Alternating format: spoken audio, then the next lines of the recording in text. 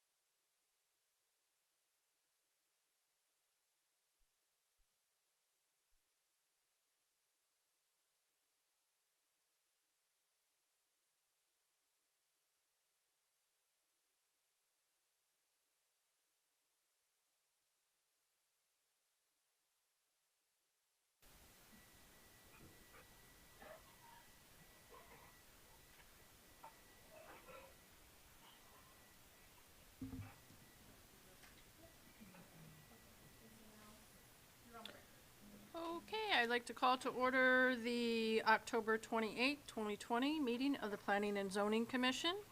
And I'd like to ask everyone to please rise, if they can, for the Pledge of Allegiance.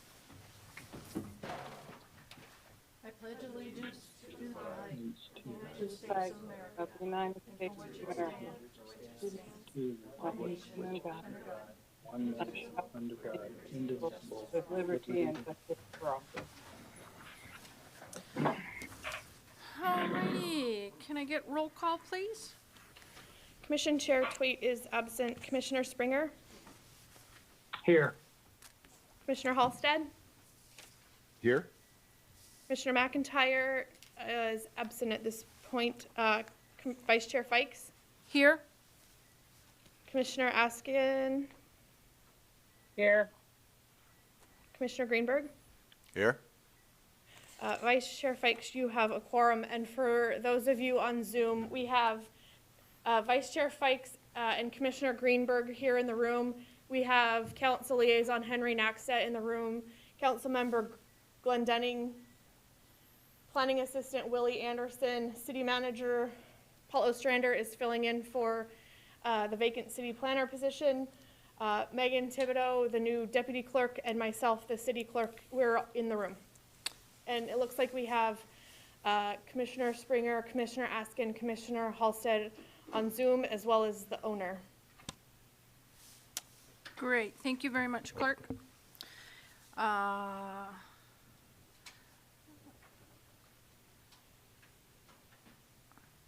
I get any approval for the agenda? I move that we approve the agenda with the addition of the laydown documents. And I'll we have, second that. okay, we have a second. Okay, our laydown is going to be an addition of item E1, which is a resolution, PZ 2020-34. It is a memorandum to the Commission Resolution PZ 2020-34 substitute.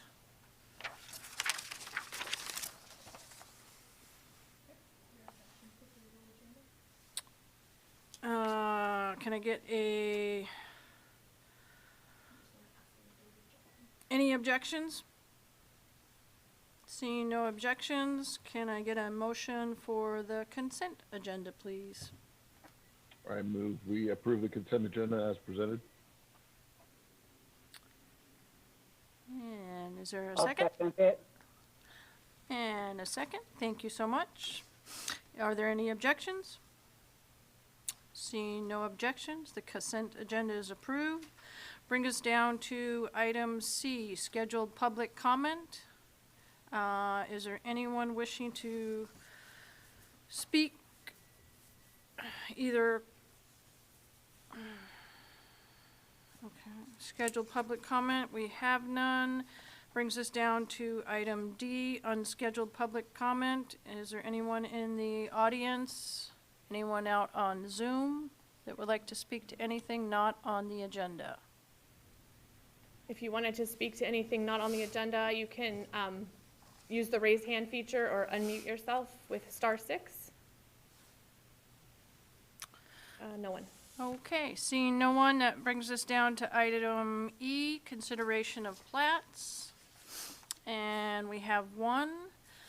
Resolution PZ 2020-34 is a preliminary subdivision plat of the Kenai Bluff Stabilization submitted by Sagesser Surveys 30485 Rosalind Street, Soldotna, Alaska 99669, on behalf of Craig Lofstedt, personal representative of Vern Lofstedt.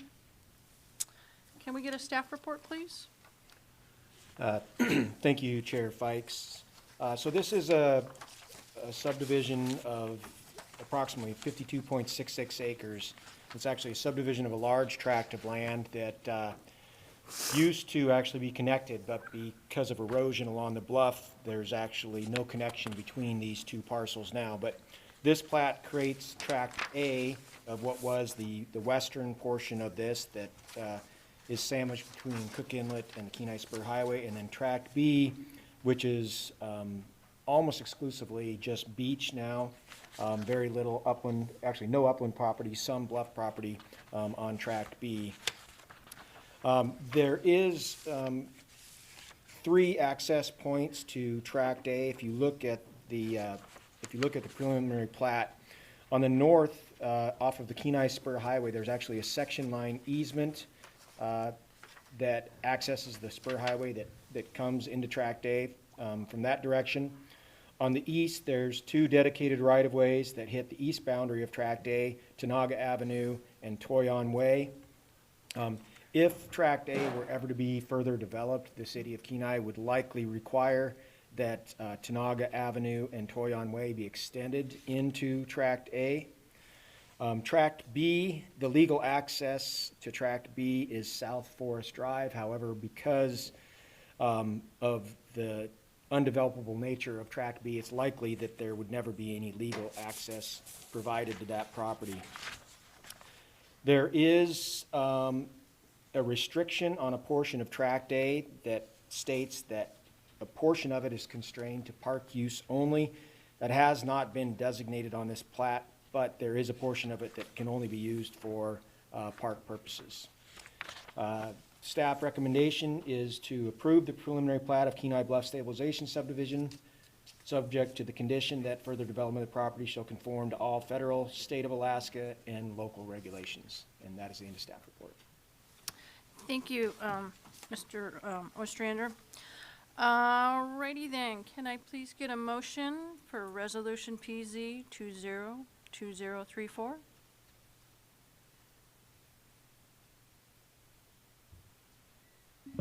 I move to I approve move, oh, PZ202034. second that. Okay, we have a second. I will go ahead and open it up to the commission for discussion. Can I call on a motion for amendment by substitute? I move to amend by substitute. Second? Second. Having a second, we have that approved, and I will go ahead and now open it up if there's anyone with any questions, comments. Through the chair, I would just note that the substitute was provided in your laydown information, and there were some edits made to the resolution. Those edits are explained in the memo that was also provided in the laydown. I can go ahead and read that. I Would you like believe me to read that? There was just a little bit of language added to the front of the fifth whereas, and in the therefore clause, the subdivision needed to be changed. Okay, I'll go ahead and take a moment. I'm going to read the memorandum. After the packet had been published, it was discovered that the following revision needed to be made to Resolution PZ 202034. The words, "if at some point these tracts are developed," needs to be added to the fifth whereas clause. So the whereas clause reads as follows. Whereas if at some point these tracts are developed, the city of Kenai may require that the rights of Toyon Way and Tanaga Avenue be extended, and Christine Subdivision Number 1 needs to be replaced with Kenai Bluff Stabilization Subdivision. So, Section 1 reads as follows, that the preliminary plat of Kenai Bluff Stabilization Subdivision is attached as Exhibit 8 be approved, subject to the following conditions. In order to accomplish these revisions, a substitute revision has been provided and the motion has been seconded. Thank you. Anyone in the public wishing to have any comment? I forgot to open it up for comment.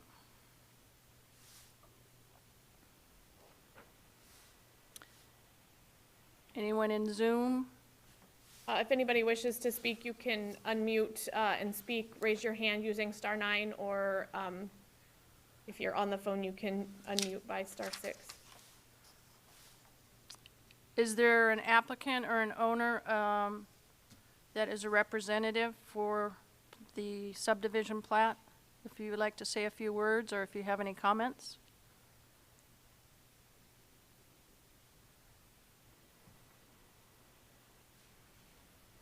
Looks like nope. Seeing none, I will go ahead and bring it back to the commission. I have no comments at this time. Seeing and hearing no comments, I will go ahead and call the roll. Okay, and so right now we're voting on The main motion? the amendment. We're gonna vote whether or not to have the amendment be the new resolution. Okay, Commissioner Springer, Yes. Commissioner Halsted, Yes. Commissioner Fikes, or Vice Chair Fikes, yes.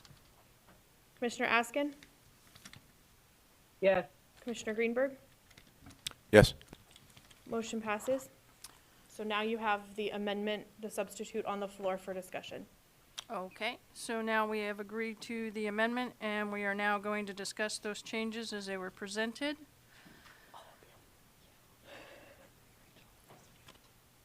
Looks like some language was just added to some discrepancies in the interpretation, as we read in the memo earlier for the resolution 2020-34.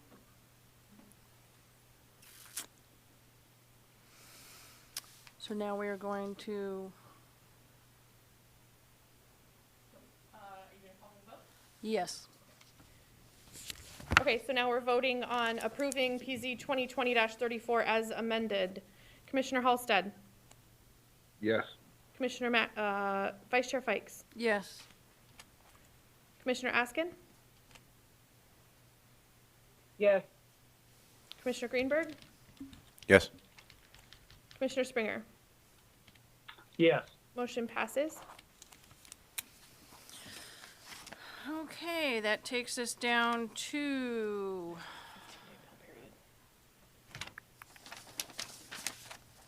item number F, public hearings. Seeing none on the agenda. Bear with me. I'm motioning between several screens here, so should have grabbed a hand copy. I apologize. All right.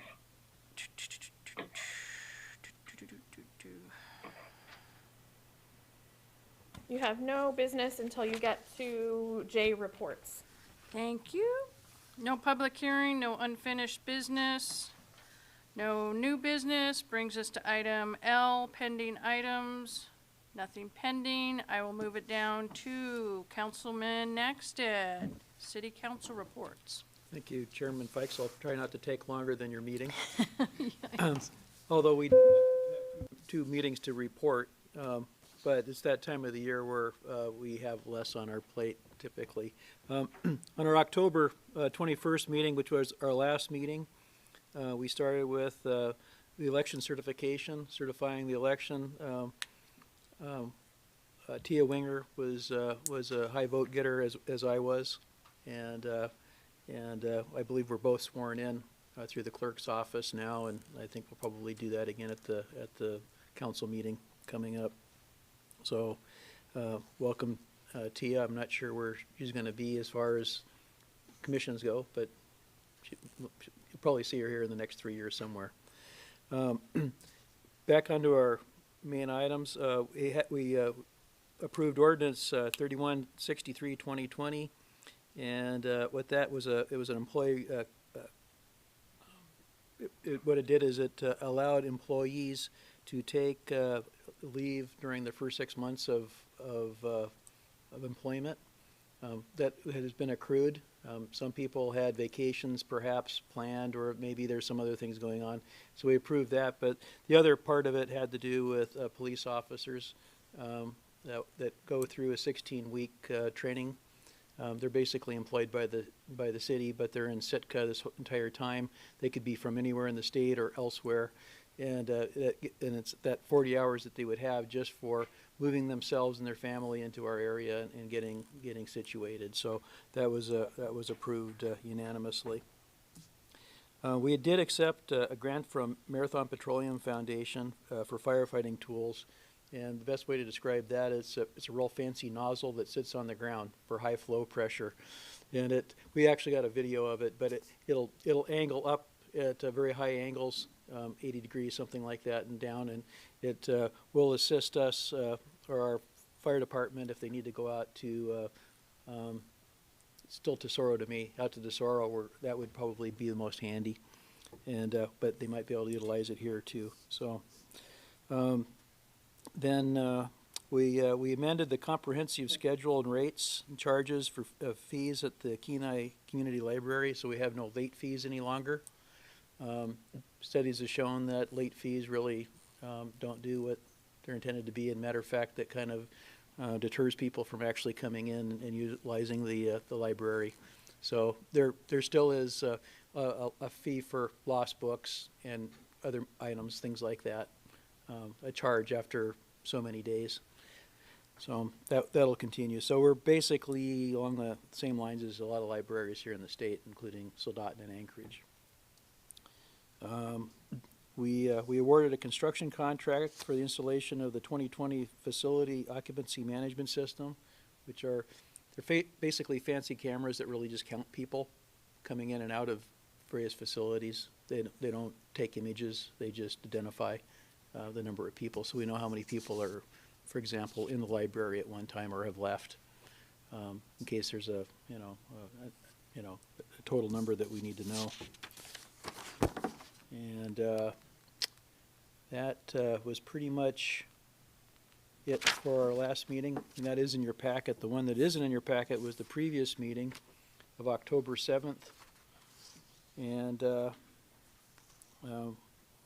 was a fairly quiet meeting. We We adopted some changes to the CARES Relief Act funding that we've been, distributing, and that we did that right off the bat. We increased estimated revenues and appropriations for the Airport Improvement Capital Fund and accepted a grant from the Federal Aviation for Phase 1 of the construction of the new sand facility. I know I've mentioned this before, but we kept holding it back, and toward the end of the fiscal year, the federal government, the FAA, has discretionary funds, hopefully. In this case, they did. So it'll help pay for additional percentage that we would have paid out of pocket because of the discretionary funds.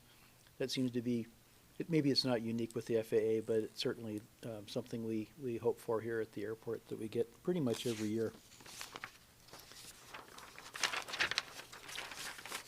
And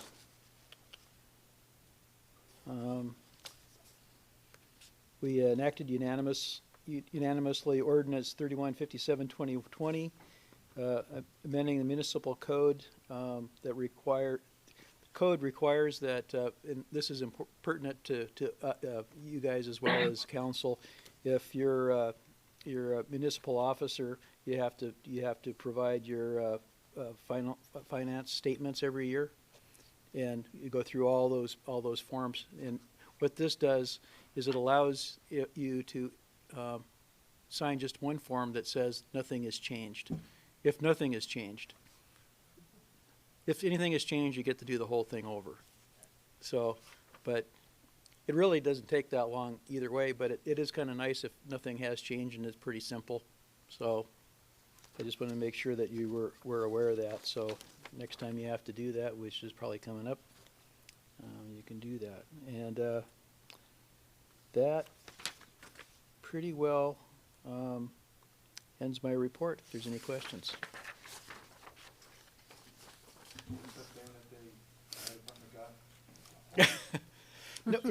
No, it attaches to their hose. They're high flow, but it's a real fancy nozzle that will, rather than the usual ones that they're hanging on to, it'll sit on the ground, and they can adjust the angle of it. I don't believe that it actually increases the flow. If it did that, it would have to have a pump in it, and it doesn't. So it shoots high at various angles. Either way, you don't drink from it, right? I probably, you might do it once. Yikes, yeah. Yeah. All right. Well, the fire department was very excited about it, so it is a good thing. Not like the robot one that Anchorage got, huh? That one kind of knocked everything down, and you didn't even have to stand behind the hose. That one was pretty impressive, too. Well, maybe we need one of those too. Yeah, we'll put that down on next year's Christmas list. All right. Thank you, Councilman Nackstead. That'll bring us down to item number 2, reporting Kenai Borough. That would be myself, Commissioner Fikes, and we had a borough meeting on Monday, the 26th, and we had kind of a light agenda. We didn't have any new items, but under old business, we did have a easement vacation out in the Nikiski area on Daniels Lake. There was a property out there that the homeowners were looking to vacate. The homeowner had 3 parcels, and they were wanting to take the easement that was between 2 of their properties and rotate it to one side for public access. And so in doing so, they went to great lengths to create a set of steps, if you will, up the slope and incline. And they ran it by all the utilities, and 2 of them, I believe it was NSTAR and possibly HEA, but I think it was NSTAR as well as the borough did not agree that that was an adequate alternate public easement, since it was now going to be on a slope, whereas before it was on flat ground, and the homeowners were claiming that it was a wetland area. However, it had appeared that the ground had been excavated, and possibly just some water had settled in. So it was public testimony was received that it was never truly classified in that area as wetlands. So ultimately, the commission decided to not approve the vacation. And then we went ahead and had another setback vacation that took place in the Sterling area. And we went ahead and approved that. And then we had another one up in Homer, and that one was ultimately approved. Both of those were pretty straightforward. There was no issues that really arose out of either one of those. And then we had 6 plats total. One of them got removed from the agenda, and 4 of them were approved. We had a new commissioner that stepped up and took his oath of office. That was Mr. Devin Chesner. I believe he's going to represent the Ridgeway area. I didn't actually catch that, so I apologize, but it was sworn in as our new representative. And they were talking about the upcoming council chambers or borough chambers possibly coming back around in use for January, but there's still some remodeling and renovations taking place. So in the meantime, we're still operating under the Zoom guidelines. I don't believe anybody is participating in the building, unfortunately, so all of us are still taking place on Zoom with public comment and everything taking place over the phone and sometimes through internet. Seems to work best when those have internet connections, but it's kind of unfortunate because some people tend to testify on the phone and the connections aren't always that good, so. I personally would be glad to see them go back into the building, so I'll be looking forward to that. Other than that, I don't have anything else to report at this time. If anybody has any questions?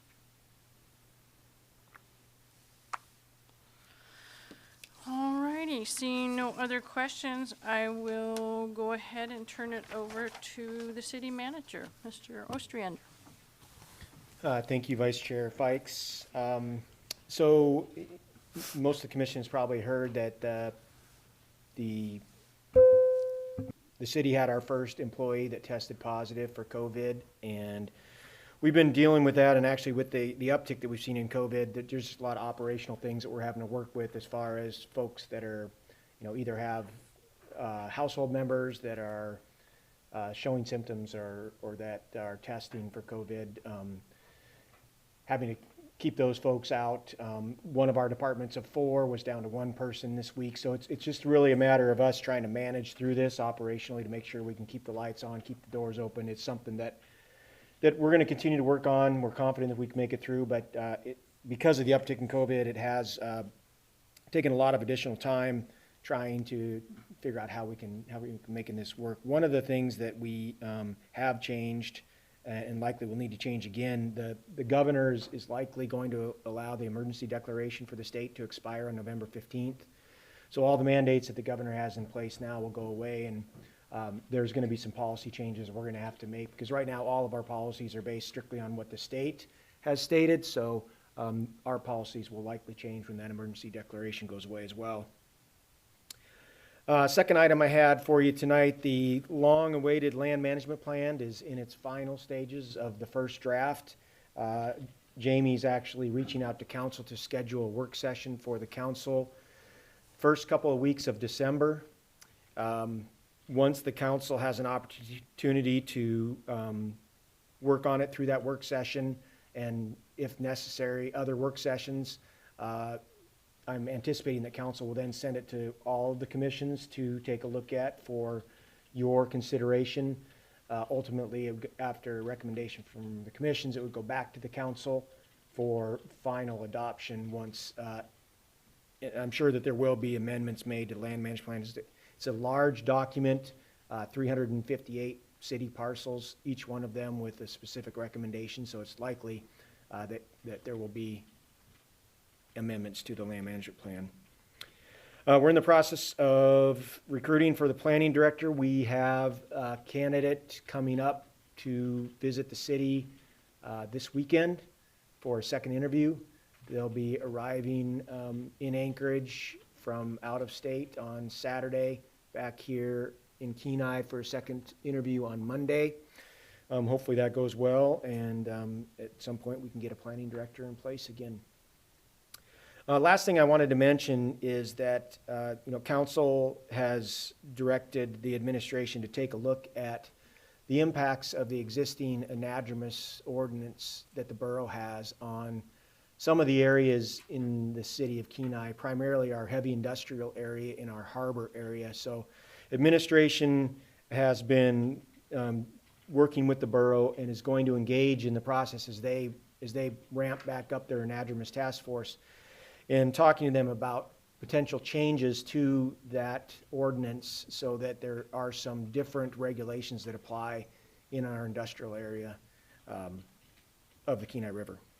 And with that, that's the end of my report, but I'm happy to answer any questions. Thank you, Mr. Ostrander. Anybody?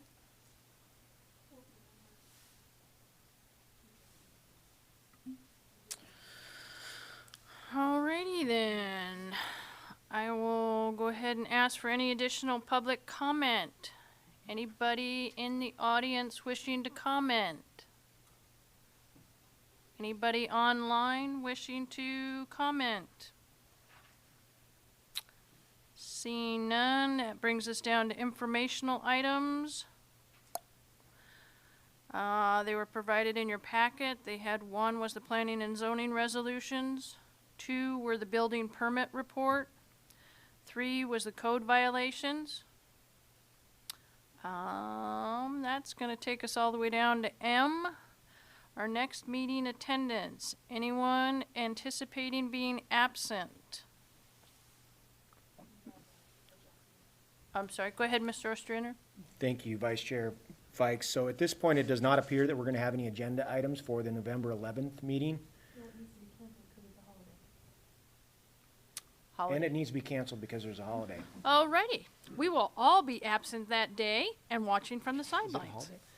holiday?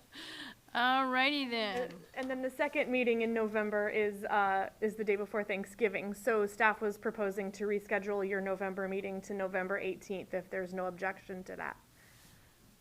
Assuming Okay. there's items on the agenda, for the agenda. So it sounds like, looking at the schedule, I am seeing a tentative November option was going to occur on the 25th, and that would kind of run right up against our holiday. So yeah, sounds like they want to readjust that to November 18th. Any objections to Wednesday, November 18th? Do we need a motion to change that? No, Good question. no, we don't. No motion needed. So it sounds like we will go ahead and move our next City Planning Commission meeting to November 18th, falling on a Wednesday. Alrighty. I will go ahead and have commissioner comments. Commissioner Springer, you're at the top of the screen. Okay, I do have a question. November 18th, isn't that when the council has their meeting? I was Or did I saying that a miss couple something? times because I was wondering. I wasn't 100% sure. Council typically cancels their second meeting in November because we typically attend AML and a lot of the staff attends their affiliate meetings. Those happen to be taking place virtually this year, but when they set their schedule, they had already canceled that second meeting in November, and so it's still canceled, and several council members are still participating in meetings virtually that entire week, so it works out this month. Okay, there you go. Okay, I just was wondering about that. And now that I had a time to think about this, I do have a question for the city manager there. Was there no Alaskan applying for the planning and zoning commissioner or planning and zoning director position? I was just curious. Through the Vice Chair, Commissioner Springer, yes, there were several applicants from the state of Alaska, and we interviewed 2 of them. Ultimately, the decision to bring this individual up was a decision we felt was appropriate for the qualifications that we were looking for in the individual. Okay, I just was curious. Thank you. And that's all I have. I don't have any other questions. Thank you so much, Commissioner Springer. That will bring us to Commissioner Askin. Comments? I don't have anything. Commissioner McIntyre?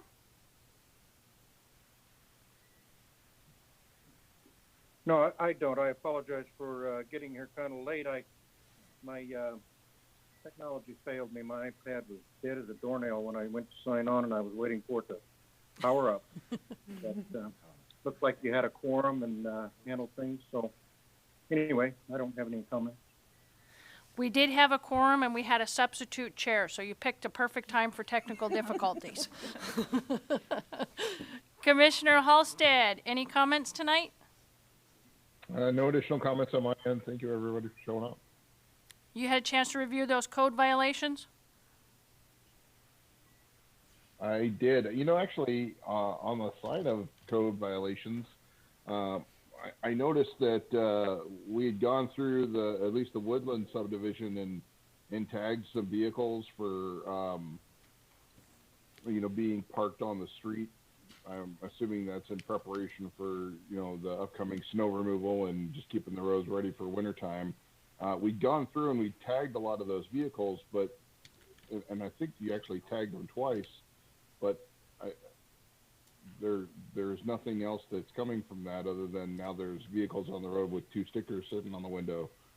What is the process for getting these derelict vehicles off the road once they've been tagged?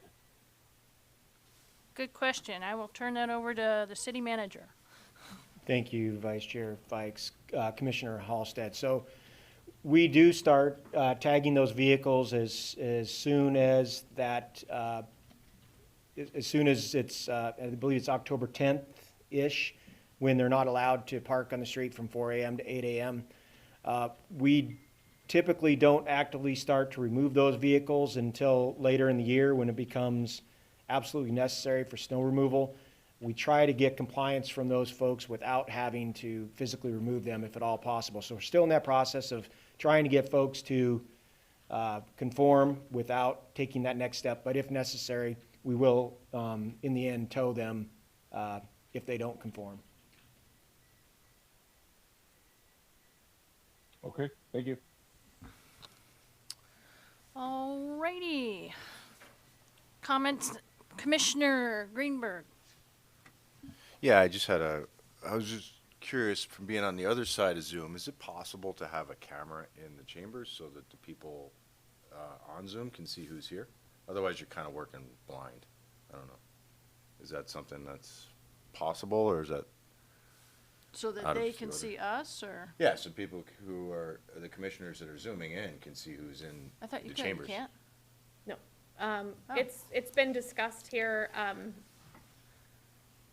It's possible. We have a camera up there that's already connected to YouTube, and I just haven't checked with IT to see if we can have the one camera connect to both.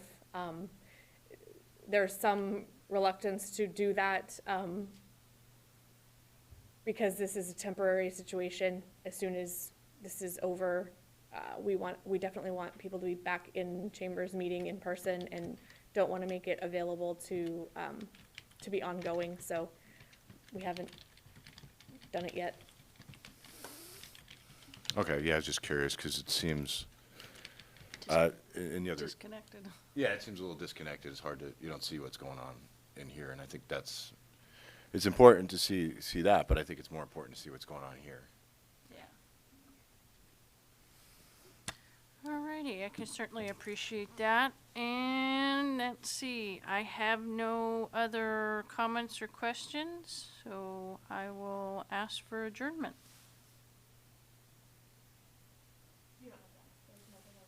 Seeing nothing else on the agenda, we are golden.